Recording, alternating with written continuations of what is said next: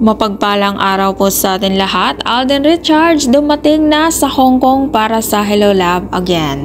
Mga kasama ni Alden, mga ilang co-actors at staff nila. At syempre kasama din si Dericati Garcia Sampana. Samantala kinaaaliwan ng mga netizens ng dinugsyo ni Alden ang mismong sarili niya. Sa kanyang trending noon na pagbanggit ng mga lugar ng pasigaw. Kumakalat ngayon yung pagsigaw ni Alden ng Hong Kong at syempre tawang-tawa ang mga netizens dahil sa ginawa ni Alden. At ito nga si Alden hindi napipikon kahit ginawa ng joke ang kanyang pag-hosting sa Miss Universe Philippines noong mga nakaraang buwan. Samantala may nagtatanong bakit si Alden lang daw ang nakikita pumunta ng Hong Kong, wala si Catherine Bernardo. Ito po para sa mga hindi nakapanood nung part 1. Kaya po oras na po para panoorin mo yung part 1 para alam mo rin yung karugtong ng kwento o kaya naman kailangan nyo na talagang